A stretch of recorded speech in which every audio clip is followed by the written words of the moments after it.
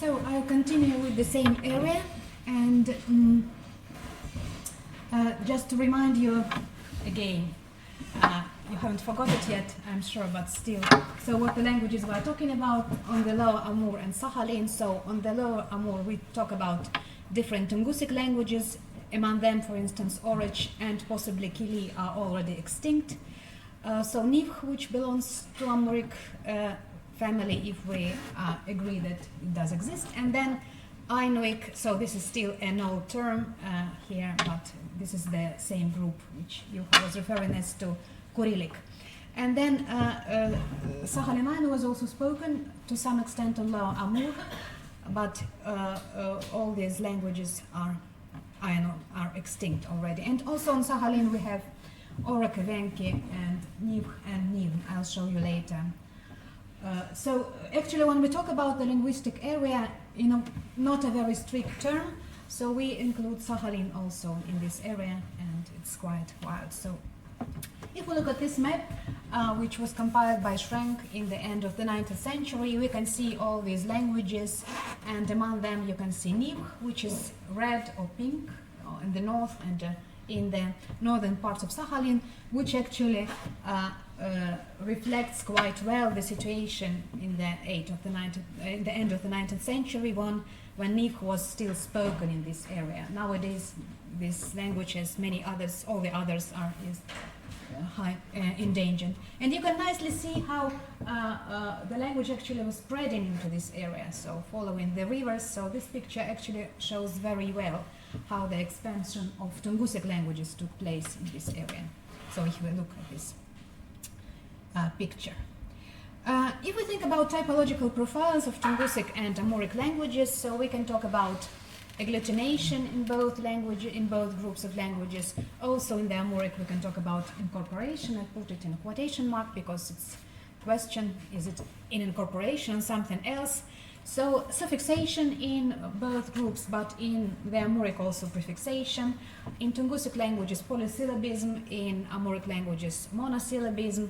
So in Tungusic languages simple phonology, in Amuric complex phonology, vowel harmony in both groups, but in Tungusic progressive and in Amuric regressive. So in Tungusic nominal adjectives, in Amuric verbal adjectives. So of course we can add other features, but these are just some of them about typological profiles. So we do have typological similarities both in Tungusic and Amuric, so tongue root harmony. If we think about vowel evolution, there are similar trends in them. Verb final word order, suffixal number marking, suffixal case system, suffixally marked converbs, and numeral classifiers. If we speak about classifiers in Tungusic languages, this is another question. Also, there are differences which we can see, and that which are specifics to Amuric only. Root initial consonant alternations, so Nivkh is very well known by these features. Object incorporation, traces of isolated sentence structure, prefixal person marking, root synthesis of verbals, elaborate system of numeral classifiers, and elaborate system of spatial orientation. All these features are actually typical only of Nivkh or Nivn.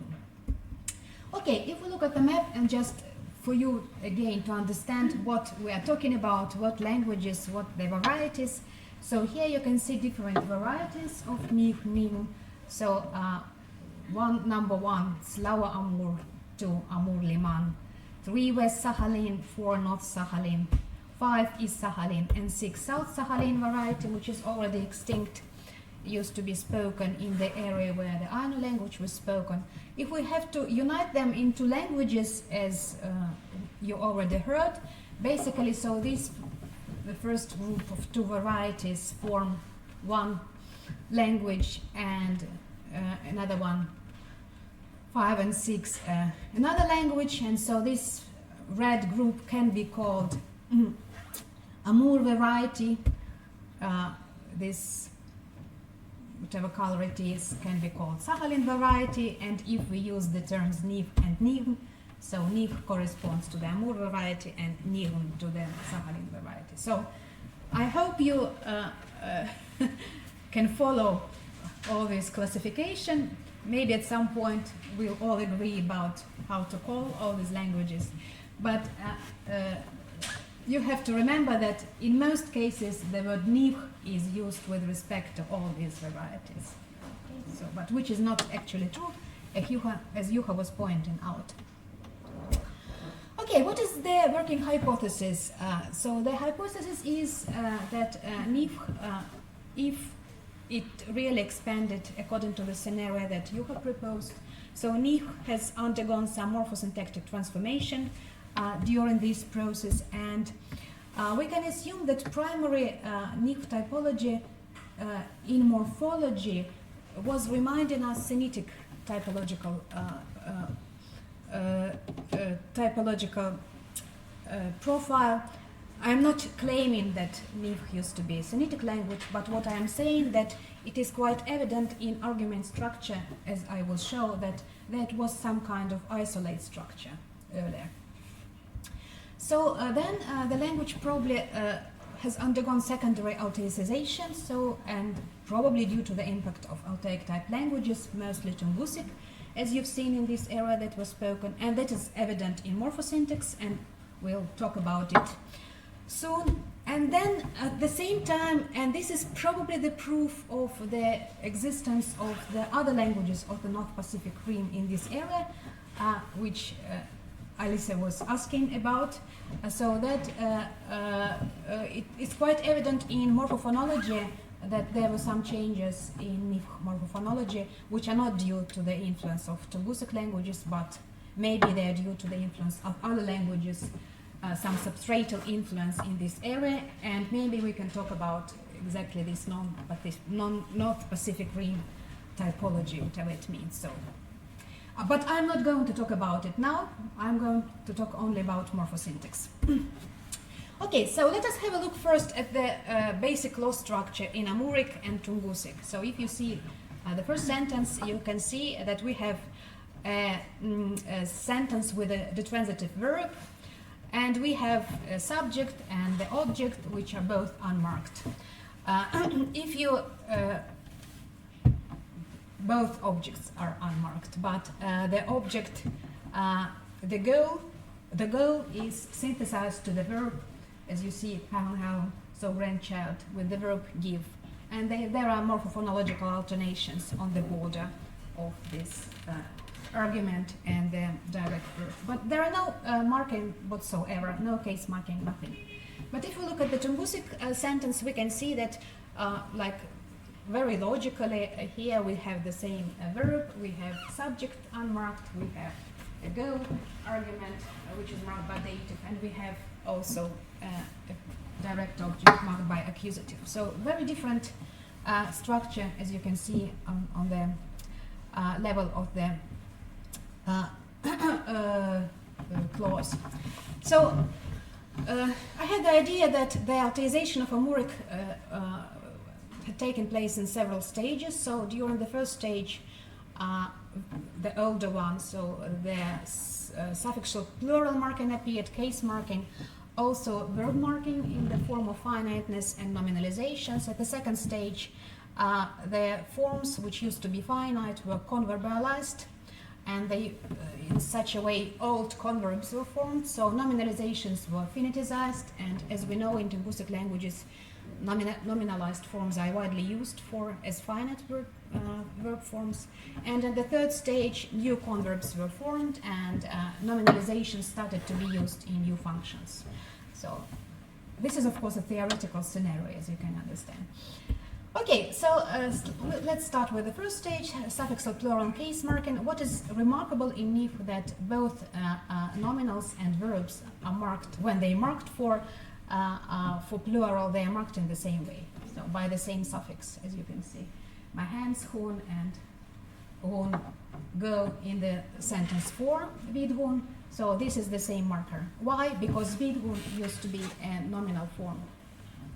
I'll show you later. So here we have already, with respect with this verb, a dative marker toch, so it does exist in some clauses in Nivkh. So I claim that it's possible that there used to be finite verb forms in Nivkh, so-called, which I call old finite verb forms, with the suffix rata, And this suffix agrees with the subject in person and number. I'll show you later how. And it actually retained as a finite marker in some constructions. So first of all, emphatic direct evidential, very rare constructions nowadays in Nivkh, but still sometimes used, in coordinating forms and also in apprehensive forms, which are actually based by their derivation on emphatic direct evidential constructions. I'm not going to talk about that. Okay, so let's have a look at example 5. Look, your children are coming. Shivra, so this is the final verb form, which ends in the suffix ra. Actually, it shows us that the subject is in the second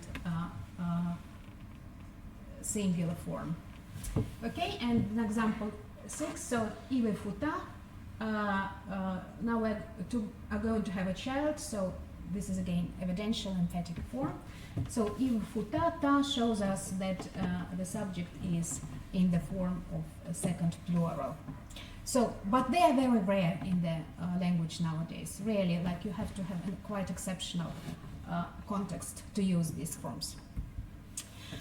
Coordinated forms, on the contrary, are widely used nowadays. So, in order, if you want to tell about several actions which take place, you can use them freely with the subject, but there should be more than one in the text. So, he is big and strong. Those words are verbs in Nivkh, qualitative verbs. Pilra veskara, you can add also a functional verb, but not necessarily. So again, it agrees with the subject. As you see, the ra also refers to the third person singular here. So pilta veskarta, example 8. So again, the forms agree with the subject, and in example 9, you see that they also agree with the subject, but you have here the form na, but this form na also reacts at the tense, in this case of the functional verb, but you don't necessarily have it. But if you have the suffix na here, you know that the question is about the future. So it syncretically marks also future in this case. But this is only in Nivkh, because in Nivkh, on the content you don't have it. Okay, what happened then with the nominalization? So probably at this first stage we started with lexical nominalizations, which in Nivkh is marked with the suffix dt, in Nivkh dt, originally the same marker. So you can see in Nivkh, per bitite, per tiredness, moodai, mood, dead person, and so on. So you can derive a nominalized form with the help of this marker, din, in Nivkh. Okay, so this was probably in the beginning. What happened then? Old converbs have been developed from those originally finite forms that agree with the subject, and they probably have this formally reduced suffix. As you can see, we used to have rata, now we have rt and shtn in Nivkh. So, and these forms are used only as converbs nowadays in Nivkh. So they cannot be used as finite forms, but they're used as converbs. And here you can see these converbs or converbal suffixes which actually comprise these four converbs. And these are originally verbs which fused with the suffix and then synthesized with the lexical root, and now you have all these converbs. But as you look at the final element, you see that they still agree with the subject as those other old converbs. Some examples of that, so basically they agree again with the subject. There is a model how they agree, I'll show you very soon. But you see furorsh, hersh, so all those are already converbs. Futod, het, converbs, example 19, hunon, hen, they are converbs, all of these forms. And agreement of old converbs and also finite forms, we're talking about coordinating forms, take place according to these two tables. So you see in second person and third person singular, all these currently converbs have the element er, and in all other persons and numbers they have the element te. And all this in Nivkh, but in Nihum they have an additional system which again reflects also future tense and also imperative forms are used. So in the place where it used to be tense, so here we have n. But the model is it's rather complex, as you can see, and but this is how it works. So my idea is they used to be finite forms, now they are converbs. What happened with the okay? If we all these previous finite forms became converbs, so we have to have finite forms. Have to pick them up from somewhere. It turned out that those nominalized forms are nowadays used as finite forms. How that happened? Probably through a clausal nominalization, which is still used in Nivkh. So you can see, in order to nominalize a clause, you have to take this form in d, and it functions as an object to the verb, which is also in d nowadays. So elder sister, their child cried, heard. Okay, so both forms are the same. This is a nominalized form. You cannot do anything to it, but this is nowadays a finite form, indicative. You can include different aspectual suffixes, you can add plural suffix. It functions as a normal verb, this one not. So this is probably how it happened that nowadays we use these nominalized forms as finite forms. So you can use them freely as a finite verb, the child cries. So this is a normal verb. And this suffix d, which is here still nominalizer, here is already reanalyzed as an indicative marker. So you can put another mood markers into the same slot. Okay, so imperative, for instance, probability, whatever, so you can put it here. It's not a nominalizer anymore, it's an indicative marker. So this is how it all transformed in the system of the language. And then at the next stage, we got new converbs came into the language. And Nivkh is very rich in converbs, and all of them remind very much the Tungusic system, really. So they just very, very similar. You can describe them in the same way. Nowadays we have about 20 new converbs. Of course, there are differences between varieties, especially temporal converbs are very widespread. One of them, for instance, when the sun rises, will go. The sun, when rising, will go. So na, this is the suffix of a new converb in the system. Okay, nominalization start to be used in new functions. For instance, one of the locative nominalizations with the suffix f, so ler for place, for plane.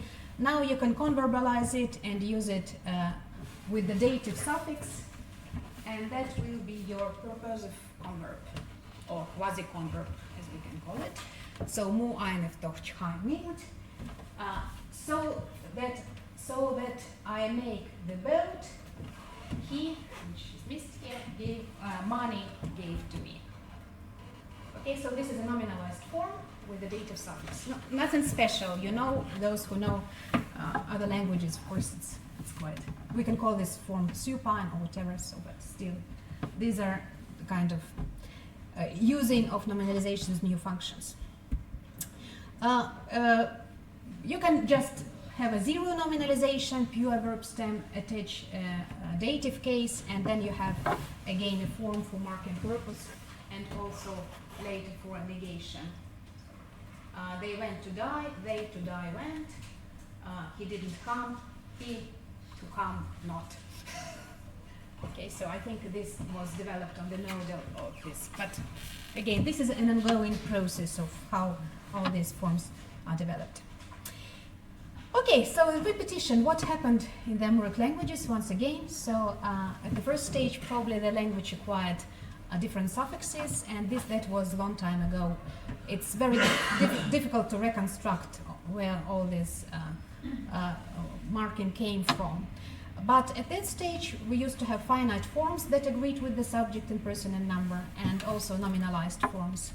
So then those old finite forms were converbalized into those converbs, which we can now call old converbs. and the nominalizations were finitized. And I didn't mention that, but current finite forms do not agree in person with the subject. They can agree in number with the subject in the same way as nominals, but not in person. And then at the third stage, new converbs were formed, and then nominalization started to be used in new functions. What does it tell us? That probably the common ancestor of Nivkh or Nivkh underwent kind of typological authorization, and apparently it happened under the impact of the Tungusic languages that were expanded from the south. So then this process continued in the Amur area in Nivkh separately, and those immediately neighboring languages, Ulcha and Negidal, influenced it. And as a result of typological orientation, the Nivkh and both Nivkh and Nivkh have moved towards the inner Asian Altaic type. But that, it's about morphosyntax only. Okay, thank you very much.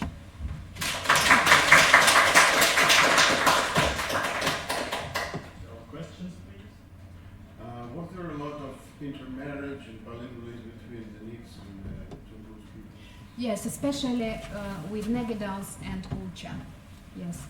Actually, as Juha mentioned, but I can repeat, and Natasha Stanova can confirm that they do not speak about it directly, but they have common clans, intermarriages.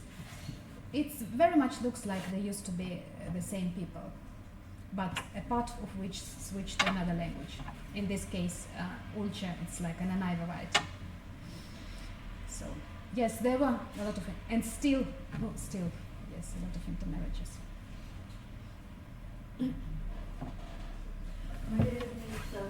This part, what is the evidence that there was this primary authorization? Like, how do you know that there was this authorization and not the original kind of state of the language? You mean? This first stage. Yeah, what is the evidence that there was something before this first stage that was modified to... This one, you think that? Yeah. When we actually look at, of course, the story is much more complex than, of course, I am just showing to you. If we look at the structure, as I can see it, you see really that it was a kind of isolate structure mostly, on the level of the clause, I mean. And there were also auxiliaries, I was not talking about them, which carried the function of bearing the different markers of that. So I think I have to say I can trace it until stage one. You are right, maybe. It's very difficult to trace it back, but since we see the new markers emerging in the language later through synthesis of lexical items. So my guess is it didn't start on stage 2, it started before. So all these markers which we have, they used to be some lexical elements before, if the process continued in the same way according to the same model. But this is not at the moment only, of course, a theoretical assumption. Is there an estimate of the time depth between Nivkh and proto-Nivkh family? Maybe you mentioned it. Juha mentioned it actually. Okay. So he was talking about proto-Nivkh, like you say 1,500 years before present, so something like that.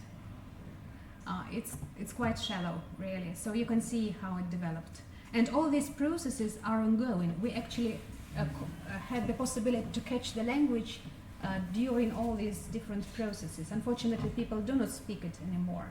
But if you look at the texts which were recorded in the end of the 19th century and still in the 12th century, and according to my field work with the speakers with whom I have the possibility, you still can see all these processes ongoing.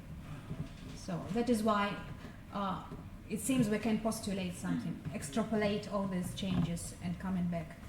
Yeah. So on the basis of the documentation, you can see that it has changed. You can see, and also you can see how it changed within, like, say, 100 years. And of course, I'm talking about the speech of the fluent speakers. So you actually can compare the data which was collected 100 years ago with the modern data, and you can see how it developed. So it probably gives us the right to come back and think that similar processes took place before, and come back and then try to reconstruct this. More questions? It's a follow-up. Mhm. So in the last 100 years, you say evidence for stage 3, right? Yes. So like you see more concepts being used, Yeah. kind of more nominalization being used Yes. for new functions. Yes, and I would say stage 3 already 100 years ago. The language is at stage 3, but we can see the process is ongoing then, developing. So. But not stage 2. No, no, no. May I have to follow up to the Yes. follow-up? And so when did the Sakhalin variety split? And what are now the changes in the Amur variety that you mentioned due to continued linguistic influence, which are not in the Sakhalin? Yes, actually, these forms are only from Nivkh, from Amur, or these forms. So they are not attested in Sakhalin varieties. Actually, I have to say, I just recently found them, but it seems they are like secondary borrowings. But in text, so those are not new, not Sakhalin. They are like newcomers, you can say. As for splitting between Nivkh and Nivkh, we have to think about when Nivkh appeared on Sakhalin, let's say maybe 800 years ago, and then it started to split. And then we have very interesting not Sakhalin variety, which is different. It's closer to the Amur, but not that close, which has its own ongoing processes. Also in phonological system, which probably shows there used to be some other language or languages which influenced it in that way, that it differs phonologically very much from other varieties. Maybe it's a question or to you or to both of you. At the beginning of your talk, you mentioned 3 big types, so to speak, Altaic type, Nivkh type, and the North Pacific Rim. And so, does the North Pacific Rim still there, or it was Like generally? with Nivkh, or what? Generally. Generally, it is, I think, still here. North Pacific Rim, like if you think about all Chukotka-Kamchatka languages, so this is Pacific Rim. I think it can, maybe this substrate of North Pacific Rim type influence can explain why, at least why Nivkh is complicated Morphosyntactic. or morphosyntactically. So it has a very complex consonant clusters, and You this can- is a feature it shares with Korean. But Korean is also basically an Altai type language, but it has a very complex morphotaxis. So these are not typical Altai features, and I think they have to explain somehow by the influence of the local languages. But this is another story. So, The other was obviously authorization. But there is this de-Altaization, which has changed the phonetic structure of the language. and again, we can talk about that, but it's another long story.